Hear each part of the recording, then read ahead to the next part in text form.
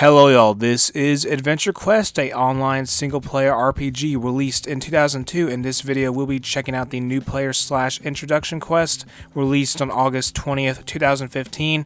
This is the first quest a new player will do when they log in. Since I've already done that, we're going to have to replay it. We have to talk to Twilly de Moglin and click How Do I Start? Then click Revisit the Tutorial. That will send us into the tutorial process.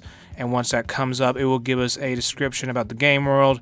After we click continue, we'll be introduced to Artix Krieger, who is the resident paladin and host of the tutorial. Artix tells us all about the wars and quests in the game, as well to talk to Twilly for more quests if we want to.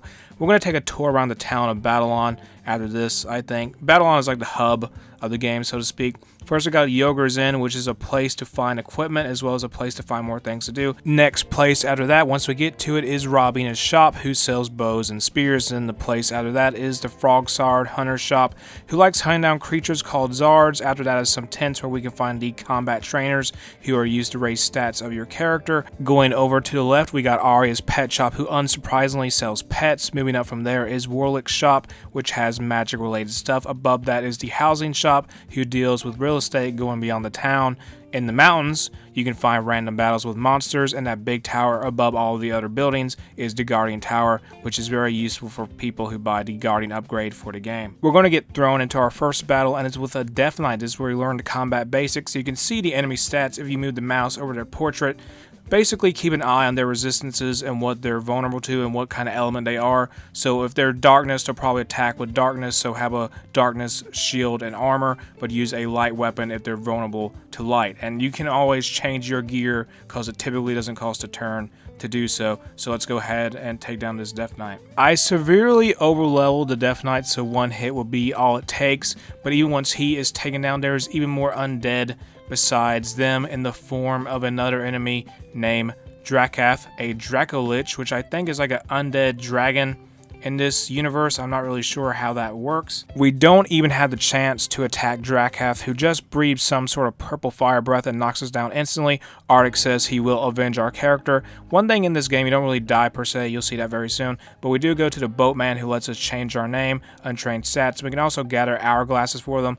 The boatman says we will return to the realm of the living, but we owe them a favor. We return back to fighting the thing that killed us. Artix says he knew we couldn't be defeated so easily, and for a foe this powerful, we should get one of the spare light weapons he has. This opens a shot with the Radiant Axe, Shimmering Crossbow, and the Scepter of the Stars. We'll preview them, but not buy any just because of the level difference we have.